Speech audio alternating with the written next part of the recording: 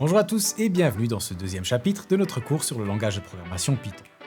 Dans cette nouvelle vidéo, on va parler de variables et d'opérateurs.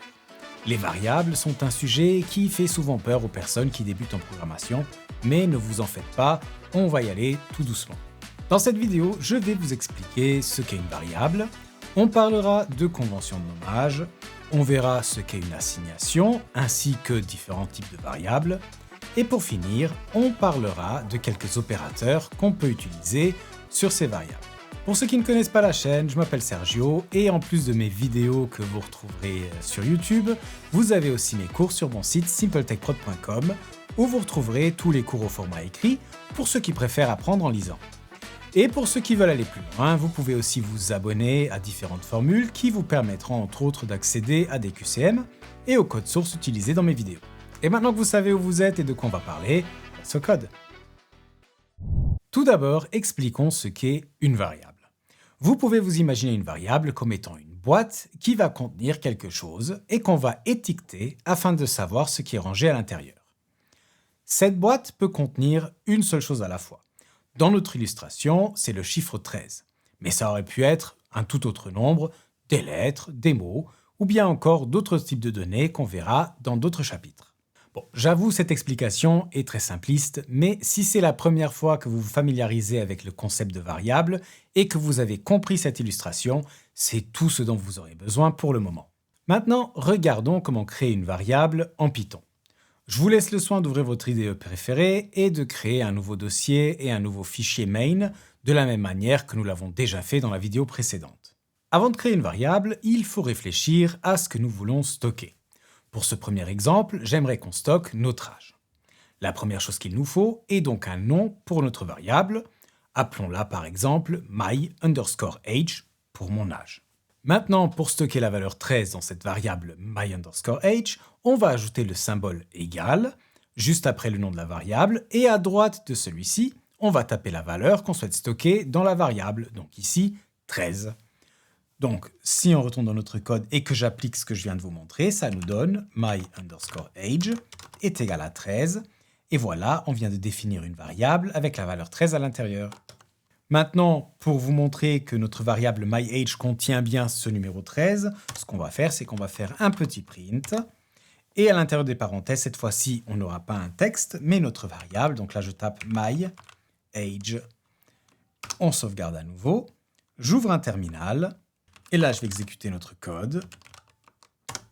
Et vous voyez qu'on a bien la valeur 13 qui est affichée à l'écran. Avant de continuer, j'aimerais qu'on prenne un peu plus de temps pour regarder ce code de plus près, car il y a plusieurs choses à analyser. La première chose de laquelle j'aimerais parler, c'est le nom qu'on a donné à notre variable. Comme vous l'avez sûrement remarqué, on a choisi un nom très descriptif. La variable représente notre âge, on l'a donc appelé my_age, et on sépare les mots my et age par un underscore. Ce choix n'a pas été fait par hasard. Au fait, ici, on respecte la convention de nommage Python. Et cette convention de nommage, vous pouvez la retrouver sur le site qui s'affiche à l'écran, donc sur python.org, et je vous le mettrai bien entendu aussi dans la description. Cette convention vient du guide de style PEP8, qui est le guide de style officiel du langage Python, et on y retrouve la section suivante. Function names should be lowercase with words separated by underscores as necessary to improve readability. Variable names follow the same convention as function names. Ce qui veut dire en français que les noms de fonctions et de variables doivent être écrits en minuscules et que les mots doivent être séparés par des underscores. Il est aussi très important de noter que les variables en Python sont sensibles à la casse. Si vous avez une variable nommée myAge où tout est écrit en minuscules et une deuxième variable que vous nommez my_age avec un grand A, ces deux variables sont considérées comme des variables distinctes. Si on considère donc l'exemple suivant, donc où on a myAge est égal à 13 et que je rajoute my_age avec un grand A est égal à 20 et qu'on imprime les deux variables, donc print myAge et print my_age avec un grand A, vous voyez que si j'exécute ça, j'ai les deux nombres qui s'affichent. Donc myAge est égal à 13 et myAge avec un grand A à 20. Donc ce sont bien deux variables complètement distinctes. Donc faites bien attention à suivre les conventions de nommage et à la casse de vos variables afin d'éviter les mauvaises surprises. Ici, on a parlé uniquement de conventions de nommage de variables, mais je vous conseille de lire le guide PEP8 au fur et à mesure que vous progressez en Python afin d'adhérer à toutes les bonnes pratiques qui s'y trouvent. Maintenant, passons à la deuxième partie de notre déclaration de variables. Pour être plus précis, Regardons le égal à 13. Cette opération s'appelle une assignation. On assigne le nombre 13 à la variable my_age. Cette assignation nous montre également une particularité du langage de programmation Python, car comme vous avez pu le constater, on n'a pas dû indiquer préalablement à Python que la variable myAge allait contenir un nombre entier. Pourtant, suite à notre assignation, Python a automatiquement déterminé que notre variable contient un entier. Pour vérifier cela, on peut créer une nouvelle variable que je vais appeler type_myAge. Donc, attendez, je fasse juste l'exemple avec le myAge avec un grand A parce qu'on n'en aura plus besoin. Et là, je vais rajouter myVariableType, par exemple, est égal à, et je vais taper type, et entre parenthèses, je vais lui passer notre variable, donc myAge. Pour vous expliquer en vitesse, comme son nom l'indique, l'instruction type retourne le type de la variable qu'on lui passe en paramètre. Donc ici, si j'exécute ce code, on devrait voir quel est le type que Python utilise pour notre variable myAge. Donc lançons notre code. Et là, vous voyez qu'on a le chiffre 13 donc dans myAge et le type est le type int. Ne vous laissez pas distraire par la partie classe, nous expliquerons ce qu'est une classe dans des chapitres beaucoup plus avancés. Il est important de noter que le langage Python est un langage typé dynamiquement. C'est-à-dire que les types des variables sont déterminés lors de l'exécution du programme, en fonction des valeurs qui leur sont assignées. Regardons maintenant quelques types de variables dont on aura besoin pour la suite de notre cours. Comme je le disais à l'instant, le type int représente les nombres entiers positifs et négatifs. Donc par exemple, comme on l'avait juste avant, on avait la variable myAge qui est égale à 13, qui est donc du type int. On aurait aussi pu avoir un temperature in Celsius est égal à, par exemple, moins 12. Et peut-être aussi une variable size in centimètres qui va être égal à 174. Et ainsi de suite. Après, les nombres entiers ne suffisent pas toujours et souvent on a besoin de représenter des nombres décimaux. Pour cela, on a le type float qui représente des nombres à virgule flottantes. Donc floating point numbers en anglais. C'est-à-dire des nombres décimaux, bref. Pour créer une variable de type float, il suffit de rajouter une décimale au nombre qu'on assigne à cette variable. Donc par exemple, on pourrait avoir la variable pi qui serait égale à 3,14. Pour la virgule, on utilise un point. On pourrait aussi avoir autre chose, donc par exemple une distance, donc une distance, qui serait égale à 14,0. Car oui, la partie décimale peut aussi être un 0, mais en tout cas, il faut qu'il y ait le point et une partie décimale pour que ce soit une variable de type float. Et ainsi de suite, donc je ne vais pas non plus vous mettre 300 exemples, c'est toujours la même chose. Comme je le disais à l'instant, il est important de noter que le fait d'ajouter une décimale à un nombre en fait automatiquement un type float. Donc si vous assignez la valeur 4,0 à une variable, elle aura le type float, alors que si vous lui assignez la valeur 4 sans le point 0, cette variable aura le type int. Regardons maintenant comment stocker du texte. En Python, les textes doivent être entourés de guillemets simples ou de guillemets doubles. Le type d'une variable qui contient du texte est le type str, qui vient de string en anglais, qui signifie chaîne de caractères, donc une suite de caractères. Par exemple, on pourrait créer une variable qu'on va appeler my_name, et donc là, je vais lui assigner Sergio Souza en tant que texte. Et là, si on fait un petit print de myName, qu'on sauvegarde et qu'on relance le tout, vous voyez qu'on a bien mon nom qui s'affiche. Prenons un deuxième exemple, donc là, myLongDescription. Et ce que je vais faire, c'est que je vais écrire, donc cette fois-ci, je prends des guillemets simples pour vous montrer que les deux marchent. Bonjour, je m'appelle Sergio. Et là, j'ai fait exprès de ne pas utiliser l'apostrophe parce que si j'avais rajouté le symbole, donc le même symbole que pour le guillemet, vous voyez que ça me fait une erreur parce qu'il considère que la chaîne de caractères se termine ici et donc tout le reste est faux. On ne peut pas l'utiliser comme ça. Ce que vous devez faire si vous voulez utiliser le même symbole que vous utilisez déjà en tant que délimiteur de votre chaîne de caractères, c'est de le faire précéder par un backslash. Donc ici, on peut faire la chose suivante, backslash et là, le guillemet simple. Donc là, je remplace ma variable par myLongDescription. Si je sauvegarde et que je relance, vous voyez que cette fois-ci, on a bien l'apostrophe qui est affichée. On peut aussi définir des strings sur plusieurs lignes. Pour cela, on doit utiliser 3 guillemets identiques. Donc là, si je crée une nouvelle variable myString with 2 lines, qu'on dit que c'est égal à, et là je vais prendre 3 fois les guillemets doubles et je vais écrire « Bonjour, ceci est un », et là on saute à la ligne, texte sur 2 lignes. Et si on fait un print de cette variable, donc de my string with 2 lines, et qu'on relance notre code, vous voyez qu'on a bien « Bonjour, ceci est un », et puis sur une nouvelle ligne, texte sur 2 lignes. Le dernier type duquel j'aimerais parler dans ce chapitre est le type booléen. C'est un type qui peut représenter 2 valeurs, vrai ou faux, ce qui donne en anglais true ou false. Pour définir une variable booléenne en Python, on doit donc assigner les valeurs true ou false à celle-ci. Et le type associé à ces valeurs booléennes est le type bool. Donc, si je prends un exemple, donc j'efface à nouveau ce print, d'ailleurs on peut effacer tout le reste, on peut avoir une variable qu'on va appeler isAdult, qu'on va mettre à false, et une autre qu'on va appeler isSmall, que je vais mettre cette fois-ci à true. Attention ici à bien respecter la casse, car il faut absolument qu'on écrive true avec un grand T et false avec un grand F, sinon on aura des erreurs. Avant de passer aux opérateurs, si vous avez compris le concept de variable et de type de variable, et que cette vidéo vous a été utile jusqu'à présent, n'oubliez pas de la liker et de vous abonner pour ne pas rater la suite de ce cours. Pour ceux qui veulent me soutenir financièrement ou qui veulent avoir accès au code source et au QCM, c'est sur simpletechprod.com que ça se passe. Et si vous voulez un suivi un peu plus rapproché avec une séance de 30 minutes de visioconférence avec moi, où vous pouvez me poser vos questions concernant mes cours, alors n'hésitez pas à prendre l'abonnement premium qui est fait pour vous. Et maintenant, retournons à nos variables. Une fois qu'on a compris ce que sont les variables et les différents types, on peut commencer à passer aux choses plus intéressantes. En effet, les différents types que nous venons de voir peuvent être combinés en utilisant différents opérateurs. Je vais vous présenter quelques opérateurs, mais notez qu'il en existe d'autres qu'on découvrira au fur et à mesure qu'on avancera dans le cours. Commençons par l'assignation. On en a déjà parlé il y a quelques instants, mais j'aimerais qu'on en parle un peu plus en détail. L'assignation est donc le fait d'assigner une valeur à une variable en utilisant le symbole égal. Et donc, comme on l'a vu avant, on peut faire la chose suivante, test_assignment est égal à 14 par exemple, et on peut imprimer le type de cette variable avec print type testAssignment.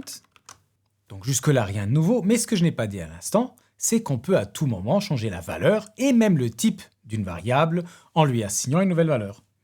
Donc on pourrait faire la chose suivante, testAssignment est égal à 12, ou même encore quelque chose de complètement différent, on pourrait aussi dire que testAssignment est égal à bonjour. Et là, si j'imprime à nouveau le type de la variable, donc après cette assignation, et qu'on relance le programme, vous voyez que d'abord, quand on lui assigne le chiffre 14, la variable est de type int, et dès qu'on lui assigne bonjour, elle passe au type string. En plus de l'assignation, on peut aussi exécuter des opérations arithmétiques sur les valeurs que notre programme manipule. Les opérateurs que nous allons couvrir aujourd'hui sont l'addition, avec le symbole plus, la soustraction avec le moins, la division avec le symbole divisé, ou le slash, et la multiplication, donc avec cette petite étoile qui symbolise la multiplication. Commençons par regarder en détail comment additionner 2 variables en utilisant le symbole plus. Donc pour ça, je vais créer 2 variables, je vais les appeler number1, qui va être égal à un chiffre quelconque, je vais prendre 32 par exemple, et un number2 auquel je vais assigner la valeur 2. Et maintenant, si on veut faire l'opération plus, on peut stocker le résultat de celle-ci dans une nouvelle variable que je vais appeler SumNumber est égal à, et donc là on va prendre la première variable, number1, plus number2. Et c'est tout. Si on imprime maintenant ce qui est stocké dans la variable SumNumber, et qu'on lance le programme, vous voyez qu'on a bien la valeur 34 qui est stockée dans notre somme, donc 32 plus 2 qui fait bien 34. Là, on avait des chiffres, donc je pense que le résultat était plutôt attendu. Mais maintenant, qu'est-ce qui se passe si on fait la même chose pour une chaîne de caractères? Donc, je vais prendre un premier string que j'ai appelé string1 est égal à hello, et une deuxième variable string2, world. Et puis, on va additionner les deux, donc on va les stocker dans une variable que je vais appeler SumString, qui va être égal à string1 plus le string numéro 2. Et là aussi, on va imprimer le résultat, donc print de SumString.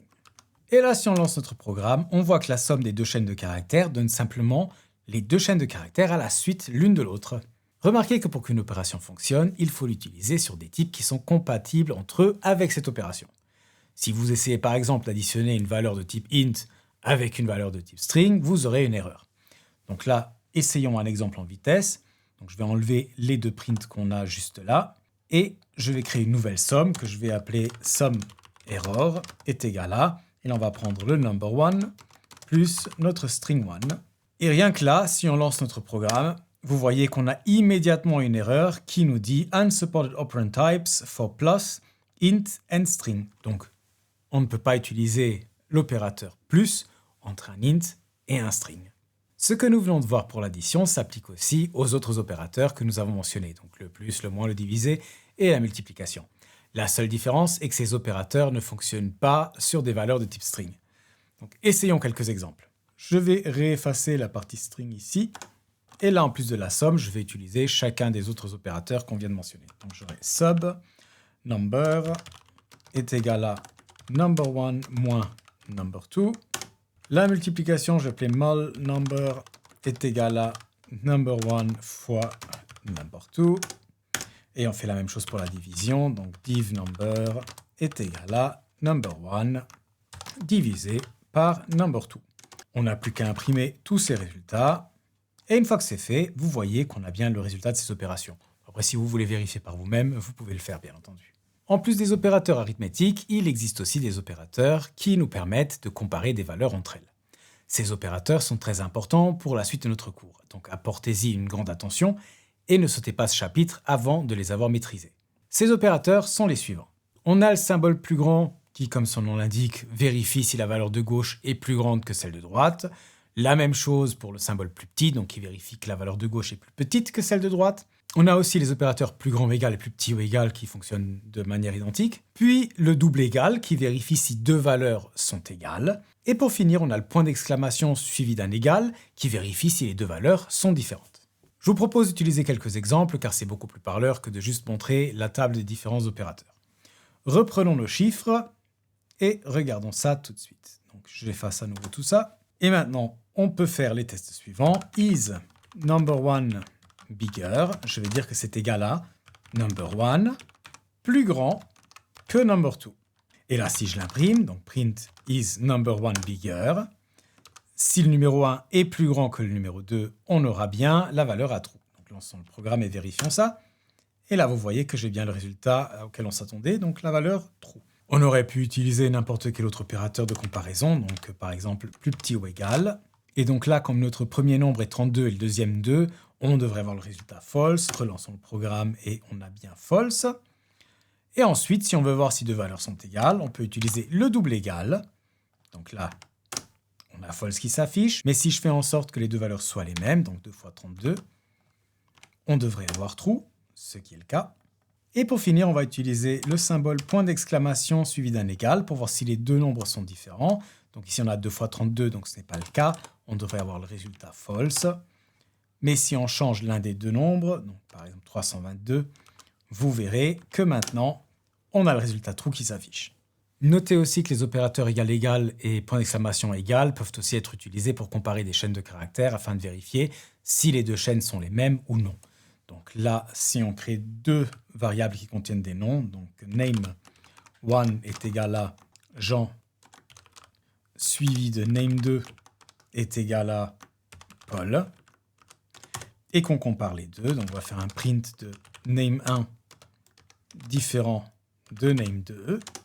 On sauvegarde et on lance, on voit effectivement que les deux sont différents, donc on a true qui s'affiche à l'écran.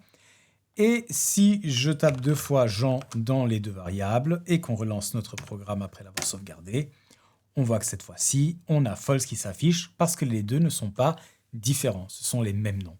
Si cette fois-ci on teste l'égalité, donc avec les doubles égales, et qu'on relance le programme, on a true qui est affiché parce qu'effectivement Jean est égal au nom Jean. La dernière catégorie d'opérateurs que je vais vous présenter et qui est elle aussi très importante pour la suite sont les opérateurs qui s'appliquent aux booléens. Les opérateurs en question sont les suivants. Nous avons l'opérateur AND qui vérifie si deux expressions sont bien toutes les deux à true. L'opérateur OR qui vérifie si l'une de deux expressions est à true et si c'est le cas, il retourne true. Et pour finir, on a le mot-clé note qui vérifie si une valeur est à false. Et si c'est le cas, elle nous retourne true. Donc en bref, elle nous retourne toujours le contraire de ce qu'on lui passe. Regardons tout de suite quelques exemples. On va reprendre une variable isAdult qui va être égale à true. Et une variable isMail qu'on va aussi mettre, on va mettre égale à false. Et là, on va pouvoir faire plusieurs opérations. Donc on va pouvoir tout d'abord stocker une variable que je vais appeler isAdult and mail. Et donc on va dire qu'elle va être égale à isAdult. On prend un espace, on rajoute le mot-clé end et isMail. Donc là, isAdult and mail sera uniquement à true si notre variable isAdult est à true et que notre variable mail est elle aussi à true. Donc ici, ce n'est pas le cas. Donc voyons ce qui se passe quand on imprime le résultat. On voit qu'on a bien le résultat false. Si en revanche, je dis que mail est true, comme ces deux variables sont true, donc vrai, eh bien le end de ces deux variables nous retourne aussi vrai, et c'est pour ça qu'on a true qui s'affiche à l'écran. Remettons isMail à false. Là, on va tester une deuxième condition, isAdult or mail. Donc si l'un des deux est vrai, on va retourner vrai, et cette fois-ci, on va dire isAdult or isMail. Et imprimons cette fois-ci la deuxième variable qu'on vient de créer, donc isAdult or mail. Et donc là, à partir du moment que l'une des deux variables est à true, on devrait avoir le résultat true qui s'affiche à l'écran. Essayons ça tout de suite. Donc vous voyez, adult est true, mail est false, on a le résultat true. Si en revanche les deux sont faux, donc isAdult est à false et isMail est à false, cette fois-ci, le or nous retourne bien false. Testons encore le dernier opérateur duquel j'ai parlé, donc l'opérateur not. Donc ici, on va créer une nouvelle variable que je vais appeler isNotMail, qui va être égale à not is_mail. Et donc ici, si mail est à true, on recevra la valeur false, vu qu'on fait un not de celle-ci, donc on retourne le contraire. Et si elle est à false, on reçoit un true. Donc si je lance ceci, comme notre variable est false, on voit qu'on a le résultat true. Et si je mets mail à true, et qu'on applique un not à celui-ci, on voit qu'on a bien le résultat false qui est retourné. J'ai déjà dit 2 fois et je vais le répéter, ces opérateurs sont très importants. Donc reprenez bien les exercices qu'on vient de faire et modifiez leurs valeurs afin de voir comment ça impacte les résultats. Ou alors créez vos propres comparaisons afin de bien assimiler ce chapitre avant de continuer le reste du cours. Avant de vous laisser, j'aimerais encore vous parler de la précédence des opérateurs. Déjà, qu'est-ce que c'est que la précédence d'un opérateur? Qu'est-ce que ça veut dire? Bien, la précédence définit l'ordre dans lequel les opérateurs sont exécutés lorsque vous en avez plusieurs à la suite. Et en Python, l'ordre de précédence est le suivant. Tout d'abord, on a les parenthèses qui ont la plus grande précédence et sont donc évaluées en premier. La multiplication et la division sont évaluées en deuxième lieu, suivi des additions et soustractions. Suivent ensuite les opérateurs de comparaison, et on arrive pour finir aux opérateurs booléens avec le not qui est évalué en premier, le end juste après, et pour finir, on a le or qui est évalué. Donc, si on prend un exemple un peu plus complexe, donc là, complex operators 1, et qu'on fait la chose suivante, 12 plus 4 fois 2 moins 13 fois 2, et qu'on imprime le résultat, donc print complex operators 1, nous avons donc d'abord la parenthèse qui va être exécutée, avec la multiplication qui sera exécutée en premier, donc ça nous fait 8. 8 plus 12 donne 20. 20, et puis on a 13 fois 2, vu qu'on a une multiplication, on va être appliqué en premier avant notre soustraction, donc moins 26, et on se retrouve normalement avec moins 6. Exécutons le code pour voir ça, et on a bien le résultat moins 6 qui s'affiche. Je ne mentionne ici que les opérateurs qu'on a vus dans ce chapitre, mais il y en a d'autres et vous trouverez un lien vers la liste complète des opérateurs ainsi que leur précédence dans la description. Bon, cette vidéo est déjà très longue et on aurait pu dire encore plein de choses. Je vous conseille tout de même de regarder au moins le petit chapitre que je vous ai écrit sur mon site qui parle de la précision du type float. Ça vous évitera des mauvaises surprises par la suite, mais pour aujourd'hui, je vais m'arrêter là. J'espère que cette vidéo vous a plu, si c'est le cas, n'oubliez pas de vous abonner et de la liker, et n'hésitez pas à me dire si vous avez bien tout compris dans les commentaires. Je vous souhaite une bonne journée et je vous dis à la semaine prochaine. Ciao!